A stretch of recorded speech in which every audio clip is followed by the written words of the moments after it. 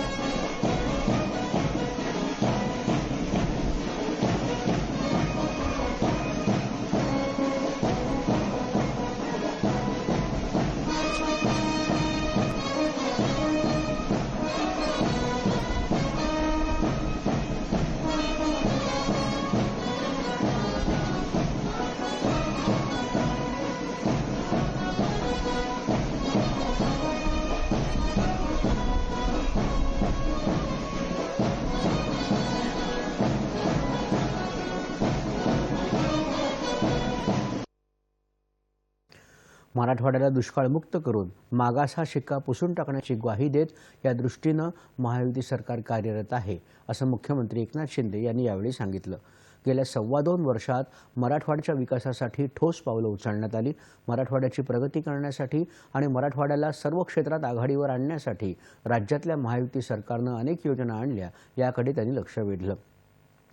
गेल्या वर्षी मराठवाड्यात झालेल्या मंत्रिमंडळाच्या बैठकीतील निर्णयांची अंमलबजावणी सुरू आहे। 45,000 कोटी रुपयांपेक्षा अधिक खर्चाची कामं आणि प्रकल्प सुरू करण्यात आले आहेत, असं मुख्यमंत्र्यांनी सांगितलं। खऱ्या अर्थानं गेल्या 2-2.25 वर्षापासून मराठवाड्याच्या विकासासाठी ठोस पावलं उचलली।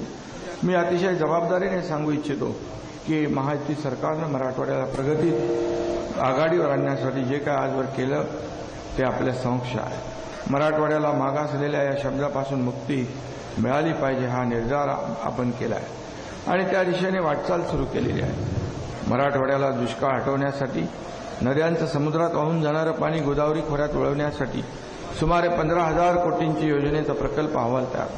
दुष्काळवाडा ही मराठवाड्याची ओळख आपल्याला कायमची पुसायची। मराठवाड्यातल्या तीर्थक्षेत्राचा विकास करण्याची घोषणा आपण केली, त्याला देखील मान्यता दिल्यात ही कामही सुरू होत आहे। मराठवाड्याची सर्व क्षेत्रात कालबद्ध पद्धतीने प्रगती व्हावी हे आमच्या सरकारचं ध्येय आहे, असं सांगत आगामी काळात मराठवाडा देशाच्या जडणघडणीत महत्त्वाची भूमिका बजावेल असा विश्वास त्यांनी व्यक्त केला। बीडमध्ये धनंजय मुंडे, नांदेडमध्ये पालकमंत्री गिरीश महाजन, हिंगोलीत पालकमंत्री अब्दुल सत्तार, जालन्यामध्ये अतुल सावे, छत्रपती संभाजीनगर जिल्ह्यात पालकमंत्री तानाजी सावंत, लातूरमध्ये जिल्हाधिकारी वर्षा ठाकूर घुगे यांच्या हस्ते राष्ट्रध्वज वंदन करण्यात आलं। नांदेडमध्ये राष्ट्रीय स्तरावर प्रावीण्य मिळवलेल्या खेळाडूंचा सत्कार केला जातोय, तर हिंगोलीतही विविध क्षेत्रात उल्लेखनीय कामगिरी केलेल्यांचा सत्कार होणार आहे।